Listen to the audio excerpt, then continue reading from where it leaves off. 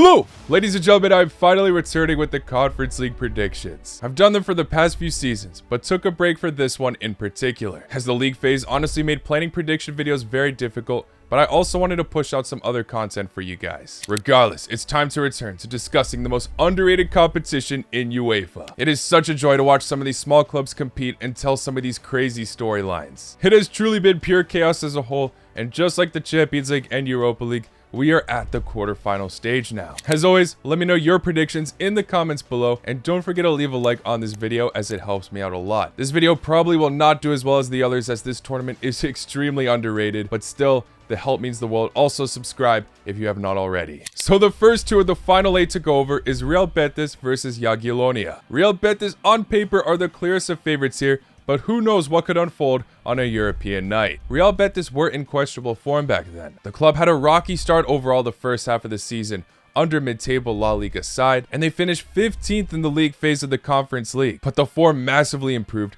bringing in Manchester United flop Antony into the squad. He's had a phenomenal start to his life in Spain and has really had resurgence in his career. Man of the match performances coming his way many times, and he's gotten 4 direct goal contributions in 4 matches in the Conference League so far. It has been great to see him prove everyone wrong, as he has truly been clowned by the football community as a whole. Obviously not just him, many standout players pulling the strings like Lo Celso, and the club has been tearing it up so much, undefeated in their last 7 matches, including a win against Real Madrid, Sevilla, but full focus on the Conference League, as the round of 16 clash was against Portuguese club Vitória, who they defeated 4-0 in the second leg. Jagiellonia have been getting their wins this season as well though. In fact, they've literally just won the Polish Super Cup final and still are in the Ekstraklasa title race. The player to heavily watch at this club is Jesus Imaz. The 34-year-old is balling out everywhere this season. 18 direct goal contributions in Ekstraklasa and 8 direct goal contributions in the Conference League. But the top goal scorer of the entire Conference League so far going into these quarterfinals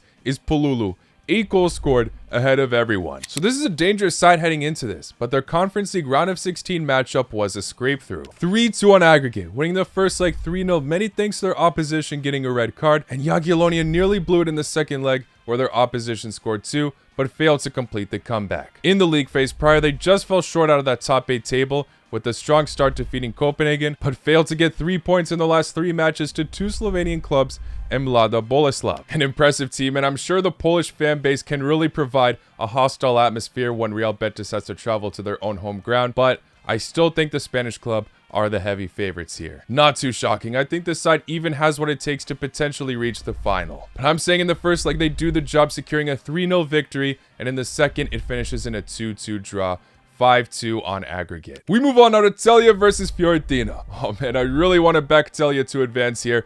They've barely even qualified for the Conference League in the first place. They fought hard in the league phase, barely even advancing to a playoff spot. But they did on the final match day, securing a win against New Saints, finishing 3-2. In the playoffs, they came up against a historical club from Cyprus and scored 4 past them over both legs. But in the round of 16, they had a huge obstacle to defeat the Swiss club Lugano. They miraculously won the first leg 1-0, but the second leg was even crazier. 9 goals scored total between the two clubs, Celje earning a penalty in stoppage time to take the match to extra time. In extra time, both clubs scored a goal, taking the match to penalties, where Celje did the job there. Already making it this far in the competition is a massive achievement, as this is the first time the club have played in any European tournament. The top assister in the tournament is one of their players as well, Sechlar. Managed by ex-Liverpool player Albert Riera, he deserves all the praise. They're falling a bit behind in their domestic league at 5th, so we'll see if he decides to put all the eggs in the basket for the Conference League instead. But man, as amazing as all this success has been, they have the steepest of tasks now. Fiorentina have made it to back-to-back Conference League finals, losing in both, but that's besides the point. They are the most familiar with this competition and have a great squad to back them up in a fixture like this. Moise Kean has had one of the greatest revival stories of this season, finding his footing once again, now accumulated 19 direct goal contributions in the Serie A. Tucomuzo as well, really making a name for himself in the back line. They even have Man United legend David De Gea in between the sticks. He is not their consistent choice for the Conference League, but now that they have made it to the later stage of the competition, they might give him more of a chance. Under Palladino's busy season, they picked up some crucial wins against some big teams. 3-0 against Juventus recently, resulting in Motta sacking, even 3-0 against Inter back in February. In the Conference League, it was a really close fight with Panathinaikos in the round of 16, but they took care of business in the second leg. But 5-4 on aggregate was a close call. Of course, Moise Kean scores the goal to break the aggregate tie though. And in the previous league phase, they finished third with only one loss. So it's no question in every regard going into this matchup, Fiorentina are the favorites. And a huge blow for Celje is their top goal scorer, Armandas Kouchis, is injured for the rest of the season. He has been crucial in this Conference League campaign as well, as he has assisted in that second leg match and scored against Lugano. Things are not going in the Slovenian club's favor. I truly hope I'm wrong on this, as I do want Celje to win the entire competition now, but I do think Fiorentina are going to win over both legs. First one will be a 3-0 victory, and the second 3-1. Sorry Celje, ljubim te. All the best, truly. Now we move on to another match where maybe, only maybe, there's a favorite on paper here. Legia Warsaw versus Chelsea. It is so amazing to see two Polish clubs make it this far in the competition in the first place, and maybe, like I said, that incredible fan base they provide could intimidate a club like this. The round of 16 clash against Molde was intense, losing the first leg 3-2 away, but winning the second leg 2-0. With Legia scoring a goal in extra time. And this was the sweetest of revenge, as these sides face each other in the last edition of the tournament as well, where the first leg also finished 3-2, but Molde picked up a 3-0 away victory. Gual coming in clutch at moments, and their attacking midfielder and captain Kapustka has been their top goal scorer. Although they are the underdog, Chelsea should not underestimate them, as they did finish 7th place in the league standings, avoiding the playoff round. But of course, with that being said, Chelsea finished 1st place in the league phase without picking up a single draw or loss. This was all done without even utilizing their strongest squad in the league phase. Guyu at the time was the Conference League top goal scorer, and he has still yet to get a start or a goal in the Premier League. But now Chelsea have updated their squad and are using a stronger force going into the knockouts. They came up against Copenhagen in the round of 16 and won both legs, Dewsbury Hall scoring a nice finish in the second. The club as a whole domestically though has not been so brilliant, letting Brighton knock them down twice within a week, Aston Villa right after, too many random dips and narrow victories as well, the most recent being against Tottenham. Some complain that Enzo is not good enough even though he lights it up for Argentina, and Cole Palmer has had such a brilliant start to the season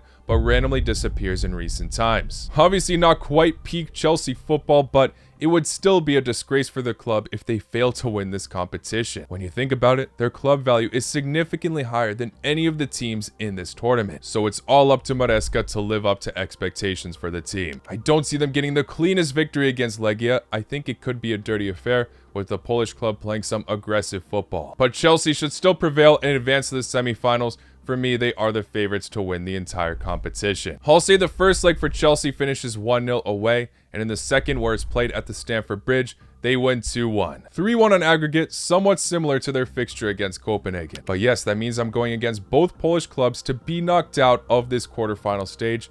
But Polska, please prove me wrong. And the final match we are looking at is probably the toughest one to call, Djurgården versus Rapid Vienna. Such an even matchup looking at the league table, 4th versus 5th, sharing points as well. Rapid Vienna only just beat Borac Banja Luka in the round of 16, 3-2 on aggregate, with the second leg needing to go to extra time. They completely dominated in the stats but failed to convert many of their chances. While Djurgården lost their first leg against Pafos 1-0, but came back in the second, winning 3-0. After that though, their form has not been too convincing. 2 consecutive 1-0 defeats. Well, Rapid Vienna picked up a win, but it followed with 2 defeats, including to Salzburg in the Austrian Bundesliga playoff. They are 5th in the Austrian Bundesliga at the time of this recording, definitely expecting to step it up a bit. While Djurgården, we cannot really trust their standings as their season only has just begun, but it started off poorly against Malmo, also the season before they finished 4th in Allsvenskan. The Austrian club are suffering a few injuries, but none that could severely impact their chances to qualify for the next round. Their top goal scorer Bellios seems to be doing alright and is looking to continue his momentum. While on Djurgården, the player to look out for, I reckon, is the Norwegian sensation Tobias Gulliksen. Very skillful winger, and I think he could give his opposition a headache. Also, they could easily play an interesting game with their wide options, as Cholnagun on the left has gotten a lot of goal contributions in this tournament so far. Even in the fullback department, Keita Kosugi is such a resilient player,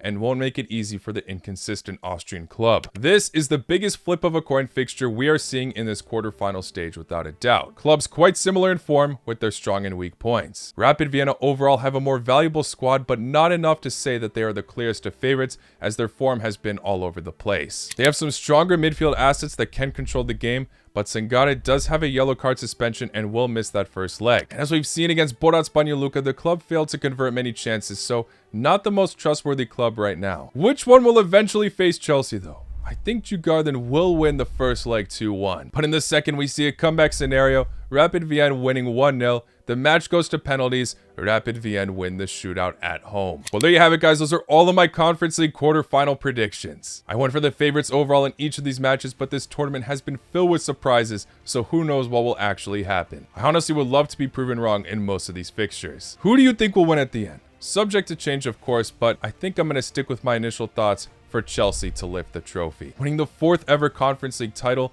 and the 2nd English club to ever do it. Don't forget to let me know your predictions in the comments below, along with any other information I may have missed. Subscribe if you want to see more content from the UEFA tournaments. I will see you all very soon.